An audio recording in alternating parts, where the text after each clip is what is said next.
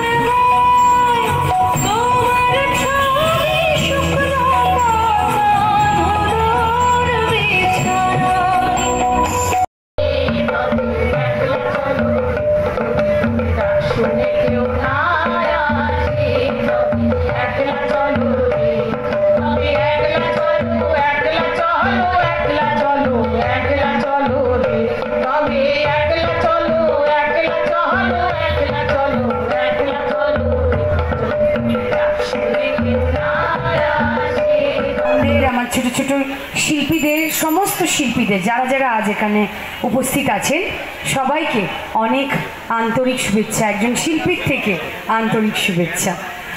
বলবো যে এই 9 নম্বর ওয়ার্ডের যুব তৃণমূল কংগ্রেসের পক্ষ থেকে আজ এই শিল্পী বরণ, এবং আজ তো বিশেষ দিন কারণ আজ 164তম জন্ম জয়ন্তী জানাতে আমরা এই মুহূর্তে মঞ্চে রবীন্দ্র জয়ন্তী উদযাপন মঞ্চে আমরা সম্মাননা জ্ঞাপন করছি বড়নগরের জনপ্রিয় বিধায়ক, আমাদের সকলের প্রিয় সর্বজন শ্রদ্ধেয় শ্রীমতী সায়ন্তিকা ব্যানার্জিকে পায়েল ফেটু বিশ্বের সবচেয়ে সুন্দরতম জিনিস পুষ্পস্তবক সহযোগে সম্মাননা জ্ঞাপন করছেন অনুষ্ঠান কমিটির পক্ষ থেকে গৌরী বিশ্বাস পরিষদ সদস্য মাননীয় শ্রী অমর পাল মহাশয়কে আমরা সম্মাননা জ্ঞাপন করছি।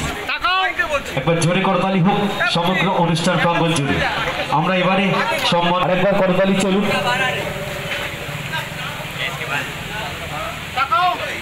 আমরা এবারে সম্মাননা জ্ঞাপন করব বড়নগর পৌরসভার অন্যতম পৌর সদস্য শ্রীমতী শম্পা চন্দ্র মহাশয় এবং বিশ্বের সবচেয়ে সুন্দরতম জিনিস পুষ্পস্তবক সহযোগে আমরা সম্মাননা জ্ঞাপন করছি বড়নগর পৌরসভার অন্যতম পৌর প্রধান পরিষদ সদস্য শ্রীমতী আলপনা নাহা। একটু জোরে করতালি হোক।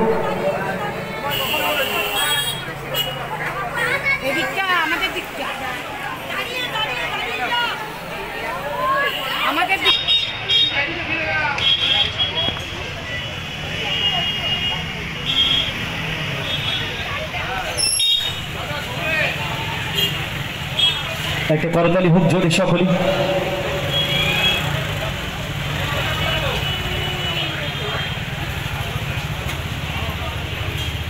আজকের এই রবীন্দ্র সন্ধ্যার মঞ্চে আমরা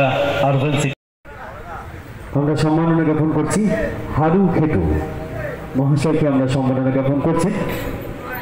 এই মহতি অনুষ্ঠানের মূল উদ্যোক্তা বড়নগর পৌরসভার সিআইসি মেম্বার এতদ ওয়ার্ড পৌর সদস্য মাননীয় শ্রী রামকৃষ্ণ পাল। সম্মাননা জ্ঞাপন করছি নারায়ণ খেটু 9 নম্বর ওয়ার্ড প্রেসিডেন্ট মাননীয় শ্রী নারায়ণ খেটু মহাশয়কে সম্মাননা জ্ঞাপন করলাম। অয়নকে আমরা সম্মাননা জ্ঞাপন করছি। একটা জোরে উত্তাল করতালি ধ্বনিত হোক সমগ্র অনুষ্ঠান প্রাঙ্গণ জুড়ে।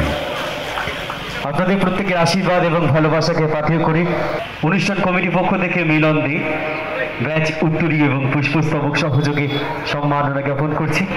আরেকবার করতালি হোক।